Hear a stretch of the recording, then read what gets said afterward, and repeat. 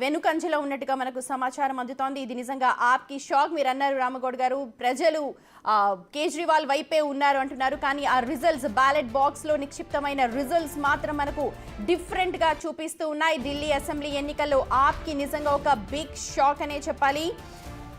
కేజ్రీవాల్ వెనుకంజలో ఉన్నారు. ఓడిపోయినట్టుగా మనకు న్యూఢిల్లీలో కేజ్రీవాల్ ఎక్కడైతే కంటెంట్ చేశారో అక్కడ ఓటమి పాలైనట్టుగా మనకు లేటెస్ట్ అప్డేట్స్ అంటూ ఉన్నాయి. దీంతో ఇప్పుడు ఆప్ బిగ్ షాక్ కి గురైందనే చెప్పాలి. ఢిల్లీ అసెంబ్లీ ఎన్నికల్లో నిజంగా ఆప్ దూసుకుపోతుందనుకున్నారు. తాము చేసిన అభివృద్ధి పనులు తమకు పట్టం కడతాయన్న ధీమాతో ఆప్ అయితే కొనసాగింది. కానీ న్యూఢిల్లీలో అనూహ్యంగా కేజ్రీవాల్ ఓటమి పాలయ్యారు. ప్రస్తుతం అదే బిగ్ అప్డేట్ మనకు వస్తోంది. ఢిల్లీ అసెంబ్లీ ఎన్నికల్లో కేజ్రీవాల్ న్యూఢిల్లీ నుంచి కంటెస్ట్ చేశారు. అక్కడ ఓటమి పాలయ్యారు కేజ్రీవాల్.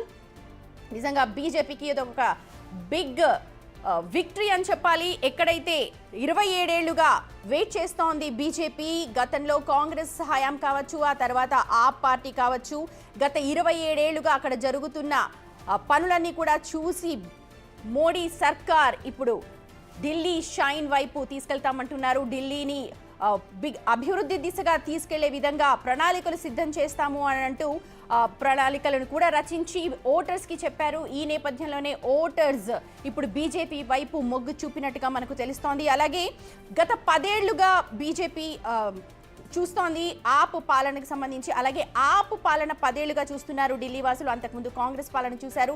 వీటన్నిటికీ భిన్నంగా ఇప్పుడు బీజేపీకి ఒక ఛాన్స్ ఇద్దామన్న ఉద్దేశంతో కూడా ఇవాళ ఈ బిగ్ విక్టరీ బీజేపీకి వచ్చింది అని మనం అందరం కూడా ఊహించుకోవాలి. ఢిల్లీ అసెంబ్లీ ఎన్నికల్లో నిజంగా ఆప్కి ఒక బిగ్ షాక్ మీద షాక్స్ తగులుతూ ఉన్నాయి.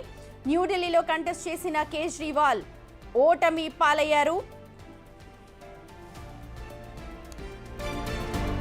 అయితే ఇక్కడ అన్ని సెగ్మెంట్స్ వేరని చెప్పాలి. ప్రస్తుతం కేజ్రీవాల్ పోటీ చేసిన న్యూఢిల్లీ సెగ్మెంట్ వేరు అన్నట్టుగా అక్కడ కౌంటింగ్ మధ్య అయితే హై టెన్షన్ కొనసాగింది కొద్దిసేపటి క్రితం వరకు. తొలి రౌండ్ నుంచి కూడా తీవ్ర ఉత్కంఠ, చివరి రౌండ్ వరకు కూడా కంటిన్యూ అయింది. ఇక్కడ ఆప్ నుంచి కేజ్రీవాల్, అలాగే బీజేపీ నుంచి పర్వేష్ సాహిబ్ సింగ్ కంటెస్ట్ చేశారు. కాంగ్రెస్ నుంచి సందీప్ దీక్షిత్ పోటీ చేశారు. ముగ్గురిలో సందీప్ దీక్షిత్ మొదటి నుంచి వెనుకంజలో ఉన్నారు.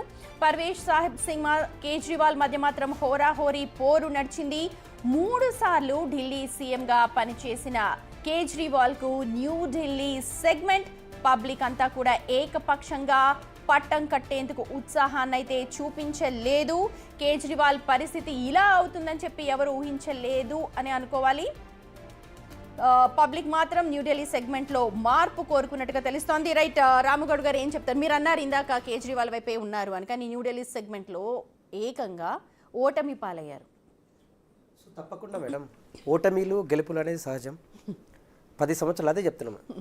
10 సంవత్సరాల్లోనే ఆమ్ ఆద్మీ పార్టీ జాతీయ పార్టీగా అవతరించింది. ఏ పార్టీ కూడా ఇంత తొందరగా జాతీయ పార్టీగా అవతరించలేదు. ఓకే, సో ఈరోజు ఢిల్లీ ప్రజలు ఒకవేళ బీజేపీ చెప్పిన మాటలు ఏవైతే ఉన్నాయో వాటిని నమ్మి ఢిల్లీ ప్రజలు ఈసారి కనుక ఓటు వేయగలిగితే పూర్తి స్థాయిలో